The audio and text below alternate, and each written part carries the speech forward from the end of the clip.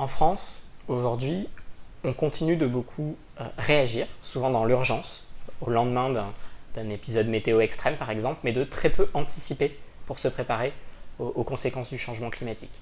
Ou alors on annonce des mesures de manière un petit peu opportuniste, sans vue d'ensemble de tout ce qu'on pourrait faire pour s'adapter.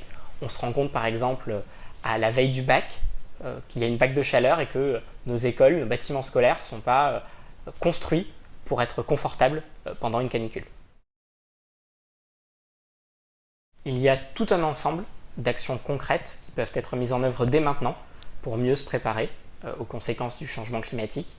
Dans cette publication, on identifie 18 mesures qui correspondent à des décisions de politique nationale qui peuvent être prises dès le prochain projet de loi de finances pour un montant total de 2,3 milliards d'euros par an supplémentaires, ce qui n'est pas si énorme quand on voit que ça couvre tous les secteurs de l'adaptation au changement climatique.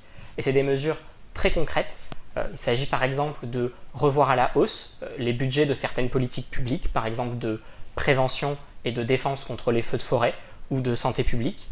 Il s'agit de créer des enveloppes dédiées pour recomposer le littoral face à la montée du niveau de la mer, pour transformer la ville, pour mieux construire les bâtiments, pour améliorer la robustesse des infrastructures.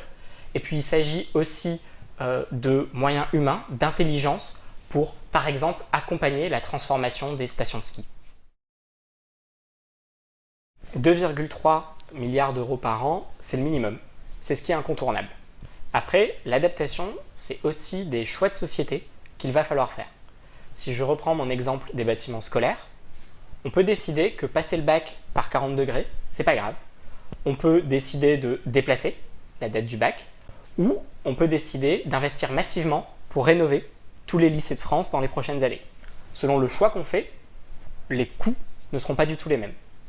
Ce type de questions, les questions que l'on a pour les bâtiments, c'est aussi des questions que l'on a pour les transports, c'est des questions que l'on a pour les filières agricoles, quelles filières on transforme, c'est des questions qu'on a pour le littoral, quel bâtiment, quelle infrastructure on choisit de déplacer, à quel horizon, qui paye.